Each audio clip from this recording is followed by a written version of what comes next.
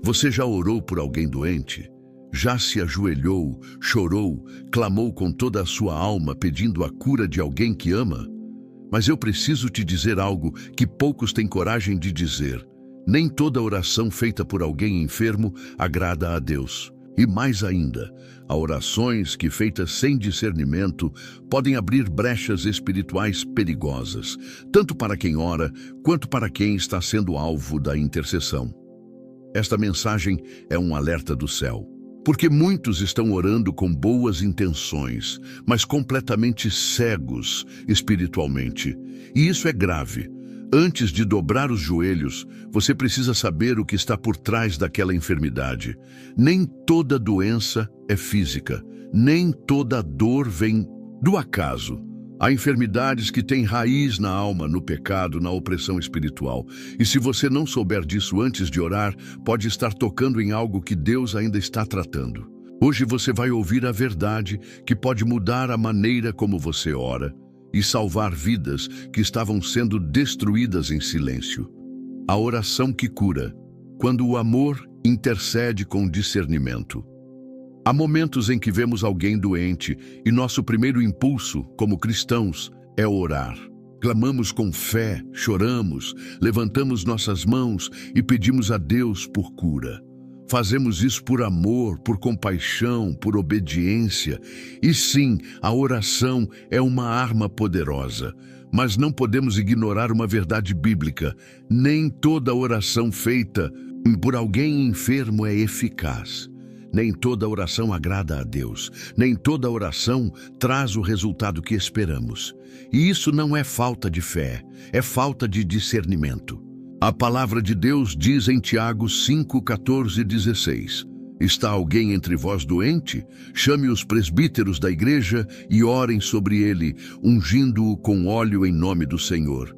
E a oração da fé salvará o doente. Mas esse texto não é uma fórmula mágica, não é uma chave automática. Ele aponta para algo mais profundo, uma vida quebrantada, uma fé verdadeira, uma comunidade espiritualmente madura que intercede em nome do Senhor, não segundo as emoções, mas segundo o Espírito. A oração que cura nasce da obediência e da humildade, nasce da escuta de Deus, porque há enfermidades que não foram colocadas ali por acaso. E antes de clamar por um milagre, precisamos entender o que está acontecendo espiritualmente. Nem sempre a cura é o que Deus quer naquele momento. Nem sempre a resposta virá na forma que esperamos. Às vezes, o Senhor está tratando algo mais profundo. Às vezes, a doença não é o problema, mas um sinal. E é aqui que começa o discernimento. Quando oramos por alguém doente, precisamos fazer perguntas espirituais que muitos evitam. Perguntas que confrontam. Por que essa pessoa está doente? O que Deus quer revelar por meio dessa enfermidade? Há algo que precisa ser confessado? Há algo que precisa ser libertado? Orar por cura sem essas perguntas é agir com boa intenção, mas sem direção. E boa intenção sem discernimento pode ser perigosa. A história do rei Ezequias em Isaías 38 é um exemplo poderoso. Ele ficou doente, à beira da morte. E o profeta Isaías foi até ele com uma palavra clara de Deus. Põe em ordem a tua casa, porque morrerás e não viverás. Aquilo não era apenas uma enfermidade, era um anúncio espiritual. Deus estava usando a doença para alertar, para tratar, para preparar. Mas Ezequias chorou, clamou com sinceridade e humildade, e Deus teve misericórdia. O Senhor prolongou sua vida por mais 15 anos. Mas veja, não foi a oração em si que mudou tudo. Foi o coração quebrantado, foi a entrega, foi o arrependimento, foi a verdade diante de Deus. Não foi uma oração leviana, automática ou impaciente. Foi uma oração que nasceu da dor e da submissão. E mesmo assim, Deus respondeu conforme seu plano, não conforme a vontade humana. Há um abismo entre orar por hábito e orar com entendimento. O Espírito Santo é quem conduz a oração verdadeira. E quando ele nos move a interceder, Ele também nos revela, ele mostra se há algo escondido. Ele nos guia a confrontar com amor, a ouvir antes de falar, a discernir antes de agir. Muitas vezes a pessoa pela qual oramos está em pecado, afastada, endurecida, e Deus está usando a dor para chamá-la de volta. Interceder nesse caso exige sabedoria, porque Deus pode até curar, mas Ele quer primeiro restaurar o coração. Por isso, precisamos parar de tratar a oração como uma fórmula. Precisamos parar de pensar que se dissermos as palavras certas, tudo vai mudar. Não é sobre palavras, é sobre autoridade espiritual. É sobre estar alinhado com a vontade de Deus. O intercessor precisa ser íntimo de Deus, precisa ter comunhão, precisa viver o que prega. Não é qualquer pessoa que pode orar por cura. Não é qualquer tipo de vida que pode tocar o céu. A oração que cura é fruto de um relacionamento constante com o Senhor. É fruto de alguém que conhece o coração de Deus e não impõe sua própria vontade. Às vezes, o maior milagre não é a cura do corpo, mas a cura da alma. E se não entendermos isso, vamos continuar orando, clamando, gritando e nos frustrando por não vermos o resultado. Porque estamos orando com sinceridade, mas sem revelação, com emoção, mas sem direção. Não é à toa que Tiago fala da confissão dos pecados junto com a oração de cura. Ele diz: confessai as vossas culpas uns aos outros e orai uns pelos outros para que sareis. Ele está mostrando que há uma ligação entre o que está na alma e o que está no corpo. Que a oração eficaz não é só um clamor por saúde, mas um convite à santidade. Que antes de pedir um milagre, é preciso passar pela verdade, pela luz, pela exposição do coração. E isso vale tanto para quem ora, quanto para quem recebe a oração. Porque se o intercessor está em pecado, sua oração não tem poder. E se o enfermo está com o coração fechado, não há cura que permaneça. O mover de Deus acontece onde há verdade, onde há humildade, onde há arrependimento, onde há fé genuína e não teatro espiritual. Por isso, quando você for orar por alguém doente, vá com temor, vá com discernimento. Pergunte ao Senhor: o que tu estás fazendo aqui? Peça ao Espírito Santo que revele se há algo mais profundo. Não se precipite, não ore só para cumprir um ritual. Ore com propósito, ore com verdade, ore com a alma em silêncio, ouvindo o que Deus quer fazer antes de pedir o que você deseja. Essa é a oração que muda destinos. Essa é a oração que toca o coração de Deus, porque ela não nasce da pressa nem da emoção.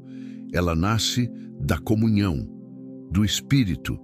E quando ela é feita com esse discernimento, o céu se move, a enfermidade treme e Deus opera conforme sua soberana vontade.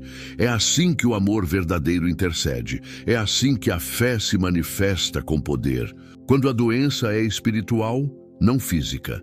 Há corpos adoecidos que não respondem a remédios, que não melhoram com repouso, que não se curam com tratamentos, porque o que está ferido não é o corpo, é a alma.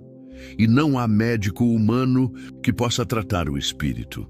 É por isso que muitos oram, clamam, unem fé, mas nada acontece. Porque estão lutando contra um inimigo visível quando o verdadeiro conflito é invisível. Estão enxugando suor quando o sangue está escorrendo por dentro. E isso não é falta de fé, é cegueira espiritual. É insistência em olhar para o externo sem permitir que Deus revele o que está oculto. A história do paralítico em Marcos capítulo 2 revela uma chave espiritual que muitos ignoram. Aqueles homens levaram seu amigo até Jesus, descendo-o pelo telhado com fé genuína, acreditando que o Senhor o curaria. Mas o que Jesus disse primeiro? Filho, os teus pecados estão perdoados. Isso não foi um gesto simbólico, foi uma ação necessária. Jesus sabia que a paralisia daquele homem não era apenas física, havia uma prisão interior. Havia um fardo invisível que precisava ser quebrado antes que as pernas voltassem a andar. Só depois, e somente depois, Jesus disse: levanta-te, toma a tua cama e anda. O corpo se levantou porque a alma foi liberta. O físico respondeu, porque o espírito foi restaurado. E é exatamente isso que muitas pessoas não compreendem quando intercedem por alguém doente. Estão pedindo um milagre sem saber se o coração daquela pessoa está curado. Estão clamando por cura sem se perguntar: essa pessoa está em paz com Deus? Porque a verdade é que muitos adoecem porque estão carregando mágoas antigas, pecados não confessados, rancores que envenenam. E enquanto isso não for tratado, orar pela cura do corpo é o mesmo que pintar uma parede rachada sem consertar a estrutura. As Escrituras são claras ao mostrar que a alma influencia o corpo. O salmista Davi disse: enquanto calei os meus pecados, envelheceram os meus ossos pelos meus constantes gemidos todo o dia. Salmo 32:3. Veja, ele estava doente por dentro.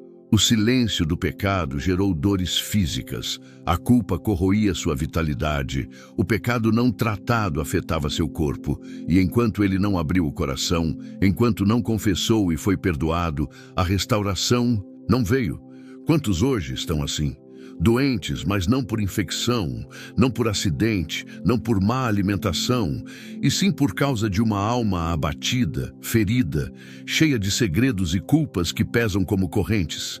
Por isso, antes de orar por alguém que está enfermo, é necessário fazer perguntas que vão além dos sintomas. O que essa pessoa está guardando no coração? Com quem ela não fala há anos? Qual foi a última vez que ela perdoou?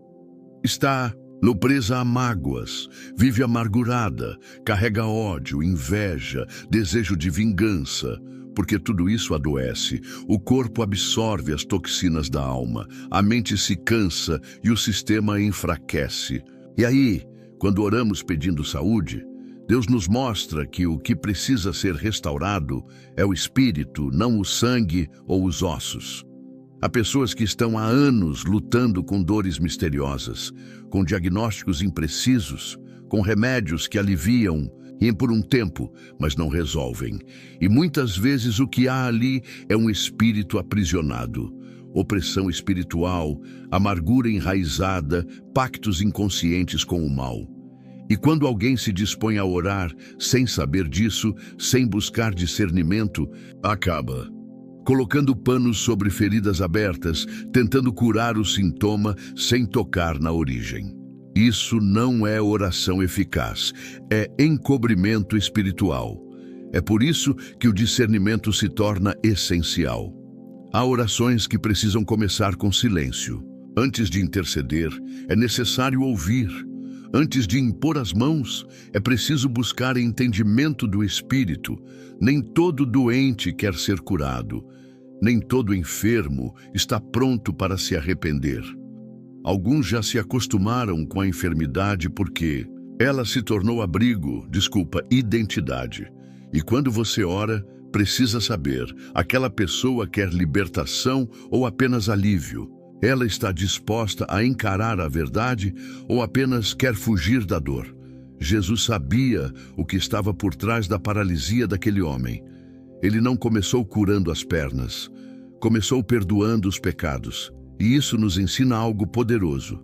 Quem ora precisa ter sensibilidade espiritual. Precisa ser guiado pelo Espírito Santo e não pelo impulso emocional.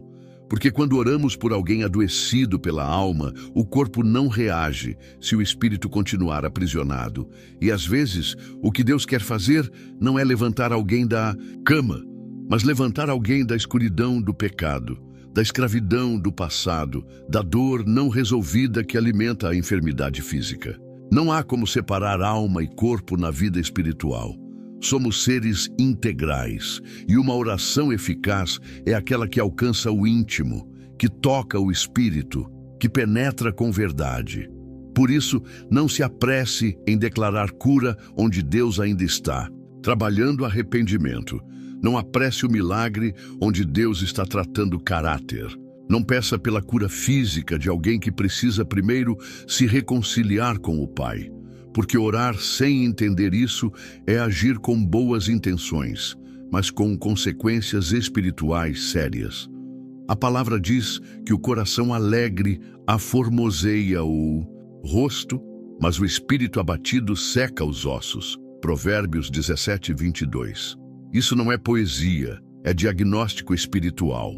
Há corpos murchando porque a alma está murcha. Há músculos fracos porque a fé é fraca. Há órgãos inflamados porque há emoções inflamadas. E isso precisa ser tratado com sinceridade, com confronto, com verdade. Não adianta orar por saúde se a pessoa insiste em viver longe de Deus. Não adianta pedir restauração se ela continua alimentando ódio, mentira, orgulho, inveja. O corpo não vai responder a uma alma que se recusa a se curvar diante do Senhor. O que precisamos entender com temor é que há orações que encobrem e há orações que expõem. Há intercessores que apenas repetem palavras e há intercessores que, com lágrimas e discernimento, conduzem o enfermo à libertação. E é esse o chamado. Não apenas orar, mas mergulhar no espírito daquele que sofre, enxergar além da aparência, tocar o invisível. Porque só assim a verdadeira cura pode acontecer, uma cura que começa onde ninguém vê, mas que transforma tudo o que está doente. Quando o coração é restaurado, o corpo pode então respirar em paz. Há pedidos que Deus ouve com amor, mas responde com silêncio. Há orações feitas com lágrimas nos olhos, sinceridade no coração e fé viva na alma, mas que mesmo assim recebem um não como resposta. E isso não é rejeição, isso é amor. É a forma como o Pai nos ensina que nem tudo o que desejamos é o que realmente precisamos. Às vezes, o que pedimos é menor do que aquilo que Deus quer realizar. Outras vezes, estamos pedindo que Ele tire algo que está sendo usado por Ele para nos moldar. A verdade é que há dores que Deus não remove. Não porque Ele não nos ame, mas porque Ele nos ama demais para deixar de fazer o que é necessário. O apóstolo Paulo, homem de oração, cheio do Espírito, fiel à missão, passou por essa experiência. Ele fala sobre um espinho na carne, algo que o incomodava profundamente. Não sabemos exatamente o que era. Alguns dizem que era uma enfermidade, outros que era um ataque espiritual ou uma perseguição constante. O fato é que ele orou 3 vezes para que Deus o livrasse, e a resposta foi clara: minha graça te basta. Esse texto em 2 Coríntios 12 é um marco na fé cristã, porque nos mostra que nem todos os milagres são visíveis. Às vezes, o verdadeiro milagre é permanecer de pé com dor, é continuar crendo sem ver, é manter o coração firme mesmo sem respostas. Paulo ouviu de Deus que aquele sofrimento tinha propósito, que aquela fraqueza era o espaço onde o poder de Deus se manifestava com mais clareza. E essa é uma lição que poucos querem aprender. Queremos a cura, queremos a libertação. Mas esquecemos que o quebrantamento também é uma ferramenta divina. Quando oramos pela cura de alguém, precisamos considerar essa possibilidade com humildade. E se Deus estiver dizendo não? E se o que vemos como obstáculo, Ele vê como instrumento? Nem toda enfermidade é punição, nem toda dor é castigo. Algumas são proteção, outras preparação. Há doenças que nos impedem de ir por caminhos que nos destruiríamos se estivéssemos saudáveis. Há limitações que mantêm nossa alma rendida, nossa carne humilhada, nosso orgulho sob controle. E quando oramos sem compreender isso, corremos o risco de lutar contra o próprio Espírito de Deus. A oração madura não é aquela que exige, mas a que se submete. A que diz: Senhor, eu quero a cura, mas acima de tudo quero a tua vontade. E essa é uma oração difícil de fazer, porque ela exige rendição, Ela exige confiança, exige fé no meio do mistério. É fácil crer quando Deus responde com o que pedimos. Difícil é confiar quando Ele responde com silêncio ou com um plano diferente. Difícil é aceitar que o sofrimento pode estar servindo a um bem maior que ainda não conseguimos enxergar. Olhe para a cruz. Cristo não foi poupado da dor, não foi curado no Getsêmani, não foi livrado do sofrimento. Ele orou: Pai, se possível, passa de mim este cálice. E ainda assim, ele mesmo completou: mas que não seja feita a minha vontade, e sim a tua.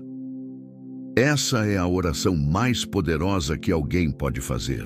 Não é a oração que clama por livramento, mas a que clama por obediência.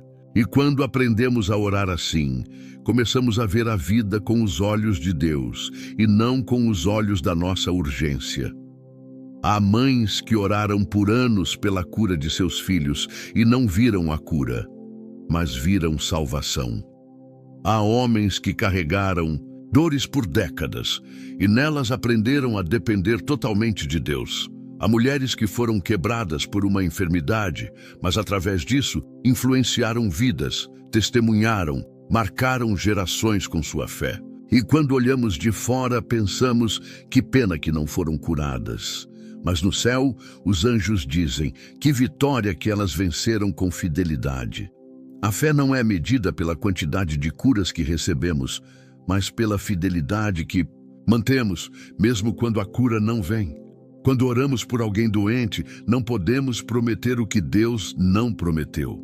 Podemos orar com fé, sim.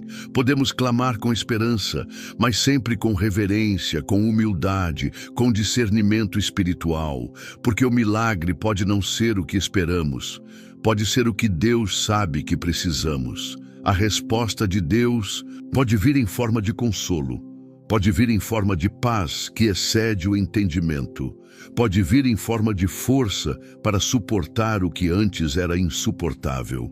Às vezes, ele não remove a enfermidade, mas remove o desespero. Não cura o corpo, mas cura a alma. E isso, muitas vezes, é mais precioso do que a própria saúde física, porque nos aproxima dele, porque nos amadurece, porque nos ensina a descansar. É preciso coragem para aceitar o não de Deus. É preciso fé para continuar amando, servindo, adorando, mesmo quando a resposta que tanto queríamos não chega. E é isso que precisamos ensinar às pessoas por quem oramos. Não podemos apenas declarar que tudo será como elas desejam. Precisamos prepará-las para confiar no propósito divino. Para entender que o amor de Deus não falha, mesmo quando os planos dele não combinam com os nossos.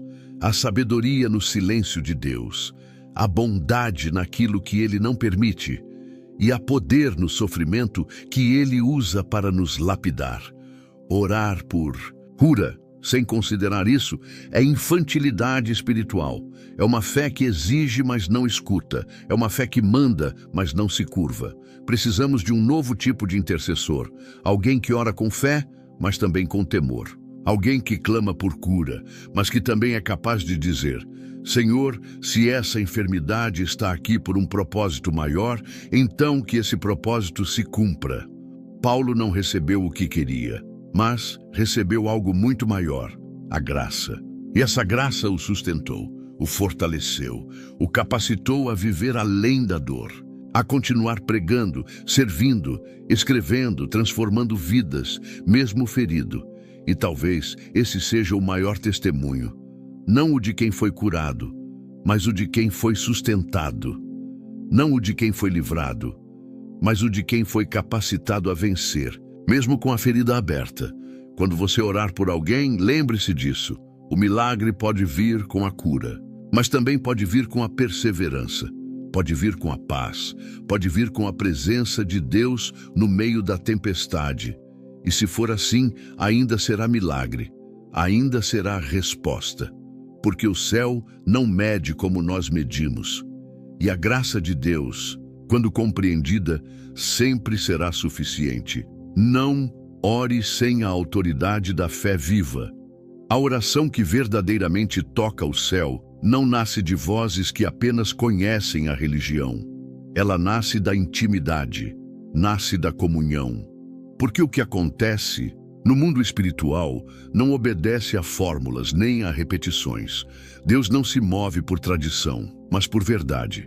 E quando falamos de interceder por alguém doente, não estamos lidando com um costume qualquer. Estamos entrando em campo de batalha.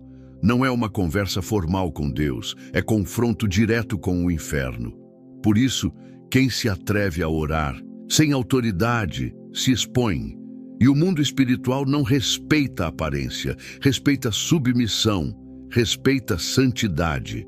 Em Atos 19, encontramos a história dos filhos de Seva, homens que viram Paulo expulsando demônios, fazendo milagres e tentaram repetir o que ele fazia. Disseram ao espírito maligno: "Esconjuro-vos por Jesus, a quem Paulo prega." Mas o espírito respondeu: "A Jesus conheço e bem sei quem é Paulo, mas vós, quem sois?" E então o homem possesso se lançou sobre eles, dominou-os e os envergonhou publicamente. O que faltava àqueles homens? Autoridade espiritual. Eles sabiam as palavras, conheciam o nome de Jesus, mas não tinham comunhão, não tinham vida no altar. Eram estranhos no mundo espiritual. Isso ainda acontece. Muitos oram por cura sem conhecer o Deus a quem suplicam. Repetem palavras, citam versículos, impõem as mãos, mas a alma está distante do Senhor. Estão ocupados com seus próprios interesses, vazios por dentro, com a vida desconectada da palavra. A oração se torna um ato mecânico, não um clamor vindo do Espírito. E nesses casos, o que acontece não é cura, é confusão. Porque onde não há autoridade, não há respaldo divino. E onde não há respaldo, há exposição. A autoridade não está no volume da voz, não está na emoção, não está na quantidade de versículos memorizados. Está na vida consagrada, está na presença de Deus no cotidiano, está no joelho dobrado em secreto, no coração quebrantado, na renúncia diária. Só tem autoridade quem obedece, só carrega autoridade quem vive em aliança. E quando falamos de orar pelos enfermos, é disso que estamos tratando. De alguém que carrega o céu dentro de si e por isso pode tocar com ousadia as enfermidades da terra. A fé viva não é teoria, é prática. Ela se manifesta quando a vida condiz com as palavras. Quando o intercessor não apenas fala de Deus, mas vive com Deus. Quando não apenas crê em milagres, mas se submete ao Senhor dos milagres.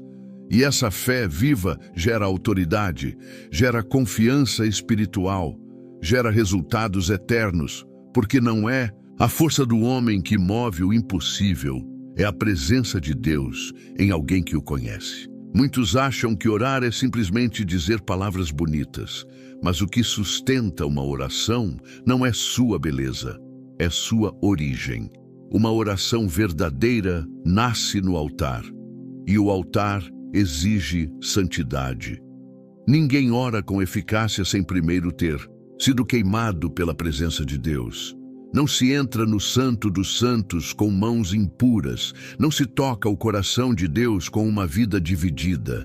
A oração que cura exige um intercessor que seja cheio do Espírito, alguém que tenha autoridade, porque vive em obediência. Há enfermos esperando um toque de alguém que ande com Deus de verdade, esperando uma voz que não apenas declare, mas que carregue unção, porque o enfermo sente quando é só palavra, o espírito percebe quando é só aparência, e o inferno sabe quando é só encenação. Mas quando um homem ou uma mulher de Deus se levanta com coração limpo, com fé viva, com autoridade verdadeira, as trevas tremem e o corpo doente começa a responder. Porque há poder na vida consagrada. Isso precisa nos confrontar. Não podemos continuar orando por cura com mãos sujas. Não podemos continuar intercedendo sem comunhão. Não é uma questão de perfeição, e é uma questão de rendição. Deus não exige que sejamos perfeitos, mas exige que sejamos íntegros, que sejamos verdadeiros, que não sejamos hipócritas, que aquilo que falamos em público seja o reflexo do que vivemos em secreto. Você quer orar por alguém e ver milagres acontecerem? Então comece pela sua vida. Comece pela sua intimidade com Deus. Comece pelo arrependimento, pela confissão, pela purificação da mente e do coração. Porque quem não se deixa curar por Deus não pode ser instrumento de cura na vida dos outros. Quem não anda com Jesus não pode usar o nome dele como se fosse uma chave que abre qualquer porta. O nome de Jesus tem poder, mas só na boca. De quem se rende a ele. Quando alguém ora com fé viva, não precisa gritar, não precisa impressionar. A autoridade é percebida, o céu responde, o mundo espiritual reconhece, porque há um selo sobre essa pessoa, um selo de obediência, um selo de santidade, um selo de verdade. E é isso que abre caminhos no mundo invisível. É isso que faz com que a oração toque enfermidades, desfaça obras malignas e traga à tona a cura que Deus deseja liberar. Não é uma questão de fórmula, é uma questão de fogo. Fogo do Espírito. Fogo que consome o ego, que queima o pecado, que purifica a intenção. E esse fogo só vem sobre o altar onde há entrega. O intercessor que vive em pecado consciente está desarmado. O que vive uma fé superficial está exposto. Mas o que vive diante de Deus, mesmo em silêncio, carrega um poder que ecoa nos céus. E quando essa pessoa ora, o enfermo sente algo diferente. O ambiente muda. O coração se quebra, a presença de Deus se manifesta. É esse tipo de intercessor que o mundo precisa. Não apenas alguém que fala de Deus, mas alguém em quem Deus habita. Alguém que carrega a presença porque decidiu andar com ela todos os dias. Não há atalhos para esse nível de autoridade. Não se compra, não se simula, não se ensaia, só se conquista no secreto. No jejum, na palavra, na renúncia, no amor verdadeiro por Cristo. Orar por alguém doente é um ato sagrado, é um chamado à guerra. E não se vai para o campo de batalha com armadura falsa. Não se enfrenta o inimigo sem preparo.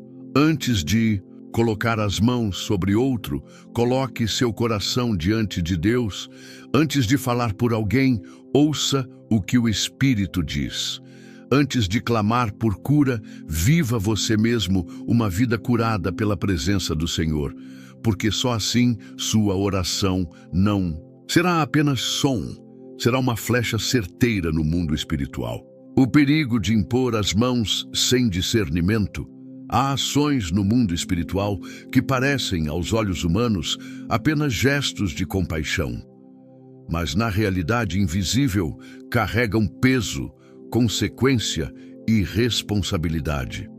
Impor as mãos sobre alguém doente pode parecer um ato de carinho, de fé, de solidariedade, mas espiritualmente é um ato de transferência, de contato direto entre atmosferas espirituais. E por isso Paulo adverte com seriedade, em 1 Timóteo 5:22, a ninguém imponhas precipitadamente as mãos, nem participes dos pecados dos outros. Isso não é conselho moral, é alerta espiritual.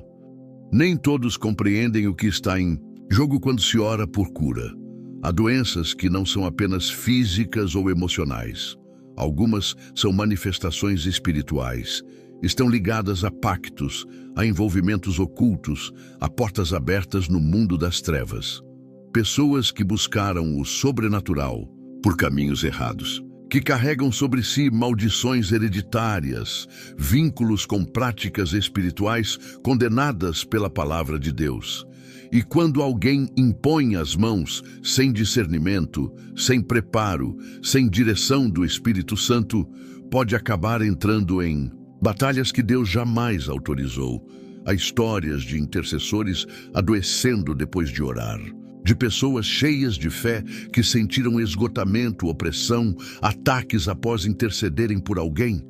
Isso não é coincidência, é consequência de um contato espiritual que foi feito fora da direção divina.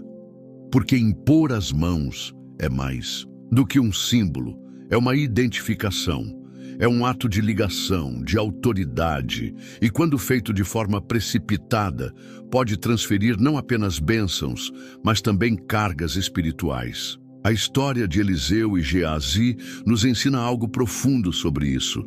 Em 2 Reis 5, Naamã é curado da lepra ao obedecer à instrução do profeta Eliseu. Porém, Geazi, servo de Eliseu, cobiça os presentes que o profeta havia recusado. Ele corre atrás de Naamã e mente, recebendo o que não devia. Quando volta, Eliseu o confronta. E então declara: a lepra de Naamã se apegará a ti e à tua descendência para sempre. E Geazi ficou leproso imediatamente. Esse episódio mostra que a impureza espiritual pode ser transmitida, que o pecado pode ativar sentenças que atingem até gerações, e que o ministério, se não for vivido com integridade, pode se tornar canal de maldição em vez de bênção. Geazi servia um homem de Deus, via milagres, carregava o título, mas não tinha discernimento nem pureza. E foi justamente isso que o tornou vulnerável à lepra que Naamã havia deixado para trás. Hoje, muitos querem orar por cura, querem ver milagres, querem tocar os enfermos, mas não querem pagar o preço da santidade. Não querem o processo de renúncia, de vigilância, de jejum, de discernimento. Querem apenas a manifestação sem a preparação. E isso é perigoso. Porque quando alguém impõe as mãos sobre uma vida adoecida espiritualmente, está assumindo uma responsabilidade invisível. Está abrindo um canal de contato. E se não estiver fortalecido, alinhado com Deus, coberto pelo Espírito, pode ser atingido. Não se trata de ter medo de orar. Trata-se de temer a Deus, de reconhecer que o ministério da intercessão não é uma tarefa qualquer, que não se deve agir por impulso, por emoção, por aparência. Há pessoas cujas doenças carregam décadas de maldições, raízes de pecado profundo, vínculos com práticas esotéricas, feitiçarias, idolatria. E quando alguém ora por essas pessoas sem estar espiritualmente preparado, pode absorver parte daquela opressão. O intercessor que ora sem discernimento se torna parte de um campo espiritual que não compreende. E o diabo não brinca de batalha. Ele ataca onde há brechas, onde há orgulho, onde há carnalidade, onde há pressa. E é por isso que a palavra diz: não imponhas as mãos precipitadamente. Nem toda situação pede ação imediata. Nem toda oração precisa ser feita com toque. Às vezes, o Senhor quer que o intercessor apenas observe, ou que ore em secreto, ou que espere o momento certo. Obediência é mais eficaz do que pressa. Discernir antes de agir é sinal de maturidade espiritual. É entender que nem toda batalha é sua, que nem todo doente foi entregue a você, que nem toda cura depende da sua imposição de mãos. Deus pode curar de longe, pode usar outras pessoas, pode esperar o tempo certo. E se Ele te usa, é porque houve direção. Mas se você age sem ouvir, sem buscar o Espírito, você pode estar se metendo em combates que vão te ferir. O que mais vemos são pessoas que se lançam com entusiasmo, mas sem cobertura, que oram por qualquer um, em qualquer lugar, de qualquer jeito, e depois se perguntam por que estão desanimadas, cansadas, doentes, confusas. O mundo espiritual exige sobriedade, exige vigilância. A unção não é brinquedo. A intercessão não é teatro, é guerra. E só guerreiros preparados devem entrar em campo. Muitos dos ataques espirituais que vemos hoje contra crentes sinceros, mas negligentes, têm raiz nesse ponto. Estão tocando onde Deus não mandou. Estão orando sem discernimento. Estão impondo mãos por impulso, sem cobertura, sem propósito, sem pureza. Isso tem consequências.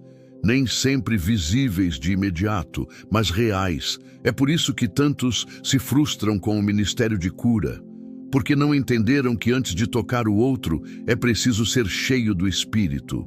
Antes de orar é preciso perguntar: Senhor, Tu me enviaste para isso? A oração por cura é santa. É expressão de amor, de fé, de esperança, mas também é território sagrado. E como todo território sagrado, exige reverência, exige preparação, exige pureza. Quem impõe as mãos precisa ser alguém que vive em constante vigilância, em comunhão com Deus, sensível à voz do Espírito, humilde para recuar quando for necessário e ousado quando for enviado.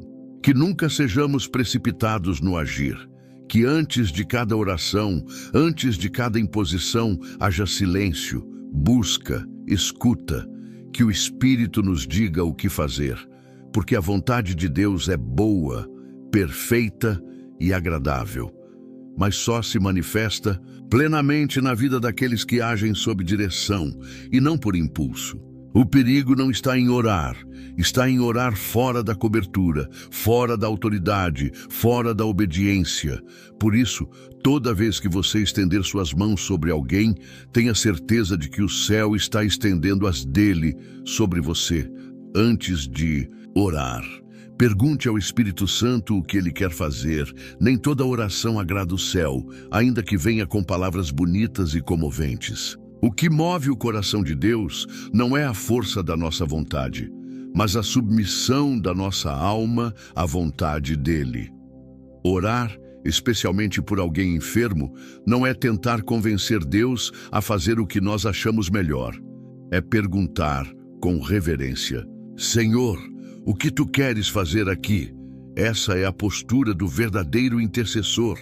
Não é quem impõe sua agenda a Deus, mas quem se curva diante do plano divino, mesmo sem compreendê-lo totalmente. Há momentos em que a cura que desejamos não é a prioridade do céu. Às vezes, Deus deseja tocar primeiro o coração do enfermo, não o corpo. Em outras ocasiões, a enfermidade está sendo usada como instrumento para expor verdades, para chamar atenção, para quebrar o orgulho, para restaurar relacionamentos, para despertar fé em outros. E quando alguém ora sem considerar isso, age com boa intenção, mas sem direção. A fé madura não exige, ela se rende. Ela pergunta antes de declarar. E essa pergunta, feita em silêncio no coração, muda tudo. Espírito Santo, o que o Senhor deseja fazer aqui? Quando Jesus soube que Lázaro estava doente, ele não correu imediatamente para curá-lo. Pelo contrário, permaneceu onde estava por 2 dias. Os discípulos podem ter estranhado. Marta e Maria certamente sofreram com a demora. Mas Jesus tinha um plano que ia além da cura. Ele queria revelar a glória de Deus de forma mais profunda. Em João 11:4 ele disse: Esta enfermidade não é para a morte, mas para a glória de Deus, para que o Filho de Deus seja glorificado por ela. E só depois de 4 dias de morte, quando toda a esperança humana havia se esgotado, é que o milagre aconteceu. Não porque Jesus não se importava, mas porque ele sabia o tempo certo para agir. A lição é clara. Nem sempre a pressa humana corresponde ao plano divino, e muitos perdem a chance de participar de algo maior porque oram do jeito errado, na hora errada, com motivações erradas. Há quem ore apenas para aliviar a própria dor, para evitar o sofrimento, para encurtar o processo. Mas Deus, que vê o fim desde o começo, pode estar querendo fazer algo muito mais profundo, algo que só será possível se o tempo for respeitado, se a lição for aprendida, se a alma for tratada antes do corpo. É por isso que não podemos entrar em oração com uma agenda fechada. Precisamos entrar com os ouvidos abertos, com o coração disposto a obedecer, mesmo que a resposta seja contrária à nossa expectativa. Há quem ore por cura quando Deus quer tratar salvação. Há quem interceda por alívio quando Deus quer gerar arrependimento. Há quem clame por milagres visíveis, quando o Senhor está operando um processo invisível, mas eterno. A oração eficaz nasce da intimidade com o Espírito, e onde há intimidade, há escuta. Quem ora precisa aprender a ouvir antes de falar, porque o Espírito pode revelar coisas ocultas, pode trazer à tona realidades espirituais que o olhar humano não enxerga. Pode dizer, espere, pode dizer, ainda não, pode dizer, antes de curar, eu vou quebrantar. E só quem tem maturidade espiritual permanece firme, mesmo quando a resposta não corresponde à expectativa. Há pessoas que, sem perceber, impedem o agir de Deus com suas orações precipitadas. Querem que Deus resolva agora, cure agora, transforme agora. Mas não se perguntam o que o céu deseja realizar naquele momento. Não perguntam ao Espírito Santo qual é a prioridade divina naquele processo. A oração impulsiva pode ser sincera, mas pode também ser carnal. E tudo que nasce da carne, ainda que bem intencionado, não produz frutos eternos. Submissão é a base da intercessão verdadeira. Orar é entrar em acordo com o que Deus quer fazer, não com o que achamos que ele deveria fazer. O verdadeiro intercessor é alguém que está mais interessado em obedecer do que em resolver, mais interessado em cooperar com o céu do que em satisfazer seus próprios desejos. E isso exige humildade, exige desapego, exige discernimento. Há quem use a oração como ferramenta de controle, tentando forçar o agir de Deus. Mas o Espírito Santo não é manipulado, ele é santo, ele é soberano, ele conduz. E quando confiamos nele, passamos a perceber que até o silêncio de Deus tem propósito, que até a demora tem sabedoria, que até a dor pode conter glória, e isso muda completamente a forma como oramos. Não oramos mais com ansiedade, mas com reverência. Não oramos mais com medo, mas com fé. Não oramos mais com desespero, mas com confiança. Quando nos colocamos diante de alguém doente, a pergunta precisa vir antes do clamor. Senhor, o que tu queres fazer? Essa simples pergunta pode evitar que toquemos onde Deus ainda está operando. Pode evitar que interrompamos um processo que ainda não chegou ao fim. Pode evitar que façamos uma oração motivada pelo nosso desejo de ver alívio, quando o céu está interessado em ver transformação. O Espírito Santo conhece os corações, conhece as raízes das enfermidades, conhece o momento certo para intervir, e quando o ouvimos, ele nos guia com precisão. Ele nos mostra se devemos orar com autoridade ou com silêncio, se devemos declarar cura ou apenas consolar, se devemos tocar ou apenas esperar, e cada atitude, guiada por ele, produzirá exatamente o que o céu deseja realizar naquele momento. A intercessão guiada pelo Espírito é suave, mas poderosa. Não é barulhenta, mas é eficaz. Não depende da força do intercessor, mas da obediência. E essa obediência nasce da escuta, da entrega, da rendição total. Quando oramos assim, nos tornamos cooperadores de Deus, e não há nada mais precioso do que isso. Ser parte do plano eterno, mesmo que não entendamos todos os detalhes. Ser canal da vontade divina, mesmo que nossos olhos ainda não vejam o quadro completo. A oração mais poderosa que alguém pode fazer diante de um enfermo não é: Senhor, cura agora. É: Senhor, mostra-me o que o Senhor está fazendo aqui. Essa é a oração que muda atmosferas, que abre os céus, que atrai a presença de Deus, porque não nasce da ansiedade, mas da confiança, não nasce do medo, mas da fé, e Deus honra a fé que se curva, a fé que escuta, a fé que não impõe, mas coopera. Enquanto muitos querem ser vistos como intercessores poderosos, o céu procura aqueles que são humildes o suficiente para ouvir antes de agir, que não se movem por emoção, mas por direção, que não se precipitam, mas se rendem, que não fazem barulho, mas geram fruto, que não querem provar nada, apenas obedecer. Porque esses são os que, quando oram, alinham a terra com o céu. E nesse alinhamento, os milagres acontecem.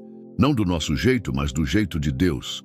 O clamor eficaz, oração com fé, obediência e propósito.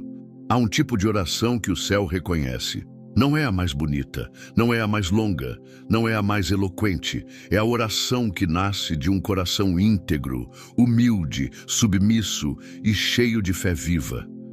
Uma oração que não tem pressa, mas tem profundidade. Que não tem barulho, mas tem propósito.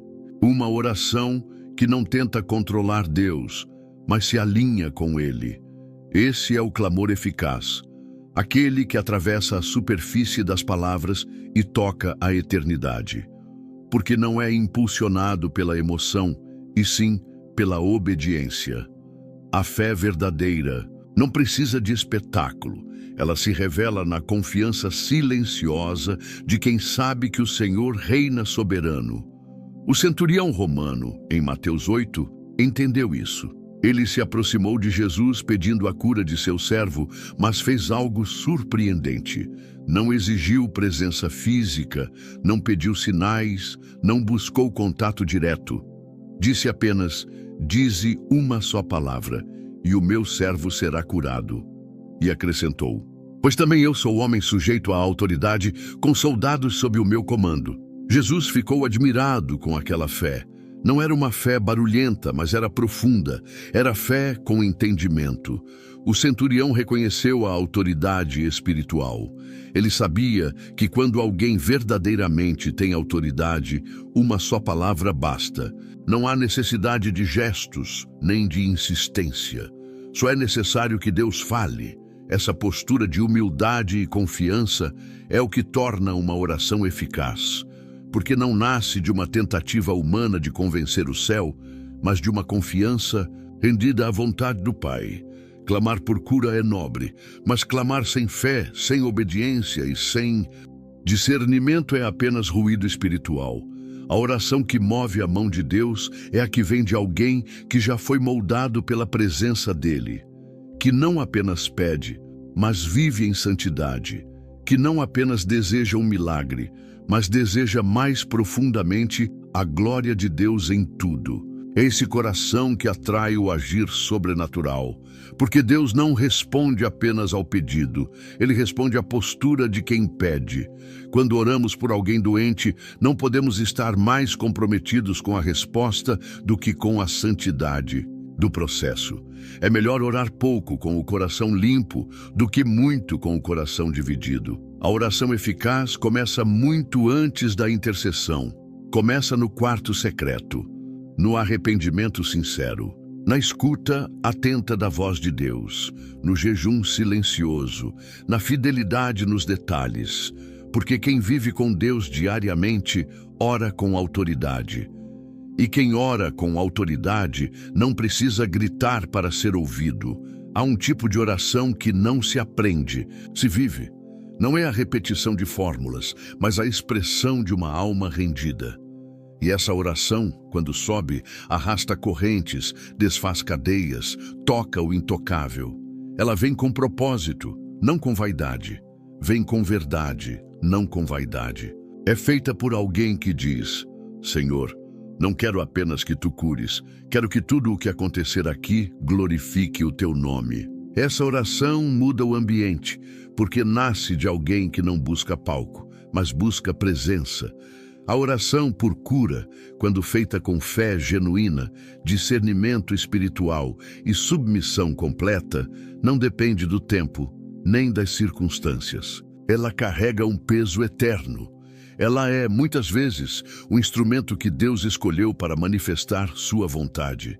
Mas para que isso aconteça, quem ora precisa ser canal limpo, porque Deus não flui através de impurezas. A eficácia da oração está diretamente ligada à integridade de quem ora. O centurião não era judeu, não fazia parte do povo escolhido, mas tinha algo que muitos religiosos não tinham: sensibilidade espiritual. ele reconheceu em Jesus a autoridade que muitos, mesmo próximos dele, não reconheciam. E por isso viu o milagre. Porque o céu não responde a títulos, à aparência ou à tradição. O céu responde à fé pura, à humildade que confessa: eu não sou digno, mas sei quem tu és. Basta uma palavra. Essa deve ser nossa postura ao orar pelos enfermos. Nunca com arrogância espiritual, como quem acha que tem poder próprio. Nunca com vaidade, como quem deseja reconhecimento. Mas sempre com reverência, com temor santo, com pureza de intenções. É aí que a oração deixa de ser uma tentativa humana e se torna uma ponte entre o natural e o eterno. Porque o céu só se move quando encontra corações que não querem controlar Deus, mas caminhar com Ele. Orar por cura é carregar nas mãos uma responsabilidade espiritual. Não se trata apenas de aliviar dores, mas de ser instrumento da vontade de Deus. Às vezes isso significará ver milagres imediatos. Outras vezes significará apenas consolar, encorajar, acompanhar. Mas em todos os casos, nossa missão é a mesma: orar com fé, viver com santidade, obedecer com prontidão. A eficácia da oração não está no quão forte é o nosso clamor, mas no quão alinhado ele está com o coração de Deus. Quando nossas orações nascem da presença, carregam a presença. E quando carregam a presença, manifestam o poder. Por isso, mais importante do que aprender a orar, é aprender a viver em comunhão. Porque a oração verdadeira é apenas o reflexo de uma vida que caminha em aliança com o Pai. Deus não está procurando vozes barulhentas, mas corações rendidos. Não está procurando mãos que se movem sem direção, mas pés que caminham em obediência. O clamor eficaz é fruto de uma vida que diz: Senhor, eu estou aqui não para que a minha vontade seja feita, mas para que a tua vontade aconteça em mim e através de mim. Esse tipo de vida transforma a oração em algo mais do que palavras, transforma em poder. A oração por cura exige mais do que fé emocional. Ela exige fé com raízes profundas. Uma fé que não desmorona se o milagre não vem como se esperava. Uma fé que não acusa Deus quando ele silencia. Uma fé que permanece firme, porque não está apoiada nas circunstâncias, mas no caráter imutável de Deus. Essa fé, acompanhada de obediência e discernimento, é a chave que abre os céus. O Espírito Santo continua buscando intercessores assim, pessoas que não se impressionam com o palco, mas que se quebrantam no secreto, que não se apressam a orar, mas que escutam antes de falar, que não se exaltam quando oram, mas se humilham diante da grandeza de Deus. E quando essas pessoas oram, o céu se inclina, porque Deus reconhece nelas o mesmo espírito do centurião. Um coração rendido, uma fé pura, uma confiança silenciosa. A pergunta que permanece é: você está pronto para orar assim? Está pronto para abrir mão da sua pressa, do seu desejo, da sua visão limitada e simplesmente se alinhar com a vontade do Pai? Porque é nesse lugar de rendição que a verdadeira oração acontece. E é ali que a cura, a libertação e a glória de Deus se manifestam com poder. Que o Senhor te conceda discernimento, fé viva e um coração rendido à vontade dEle. Que tua oração seja sempre conduzida pelo Espírito Santo, cheia de reverência, obediência e propósito. E que, ao interceder por alguém, você seja instrumento da cura que vem do céu. Não pela força humana, mas pelo poder de um Deus que age quando encontra corações humildes. Que a graça e a paz de Cristo repousem sobre a sua vida hoje e sempre. Amém.